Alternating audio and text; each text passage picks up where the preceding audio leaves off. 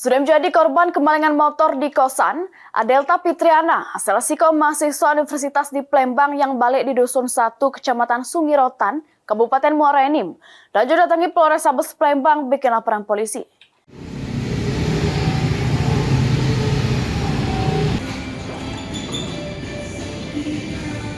Nasib apes yang dialami Adelta Fitriana, Selesiko mahasiswa yang berada di Palembang, yang balik di Dusun 1, Kecamatan Sungirotan, Kabupaten Muara Enim, sudah menjadi korban kehilangan motor merek Honda Beat BG 5629 DAS warna hijau dengan total kerugian diperkira ke 21 juta rupiah.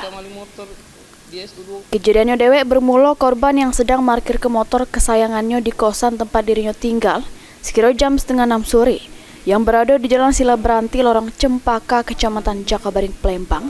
Juru keadaan dikunci stang. Karena merasa aman, korban masuk ke juru kosan nak istirahat. Korban dewek tahu motornya lengket dapat kabar dari kawannya pada sore harinya pas kawan korban nak beli makanan.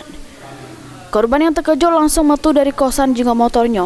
Bener baik, motor korban lengket diperkira ke korban dalu hari pas korban lagi tertidur. Atas kejadian tersebut, korban laju datangi Polrestabes Palembang bikin laporan polisi. Dia ngilang tuh cerita gede? Oh ya, aku kehilangan motor. Awalnya itu motor terparkir di kosan. Aku beristirahat kan. Tiba-tiba ya pas nak beli makan motornya dirakit lagi. Itu naruh motornya itu jam berapa tuh? Terakhir balik dari kampus itu sekitaran jam setengah 6. Tahu motor itu hilang jam berapa?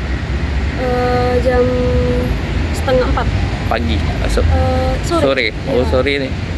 Jadi motor itu kemungkinan hilangnya malam apa pagi? Kayaknya kehilangannya ini malam deh. Malam ya. Nanya sama yang di samping-samping kos itu enggak? Sejinggo ada di motor gitu hilang. Iya, sempat nanya, tapi mereka tuh bilang kayak gini, sudah kalau ini enggak bakal ketemu lagi kayak gitu. Mbak, ini laporan korban sudah diterima pihak kepolisian, terus bakal ditindaklanjuti oleh Satreskrim Polrestabes Palembang. Suryadi, PAL TV.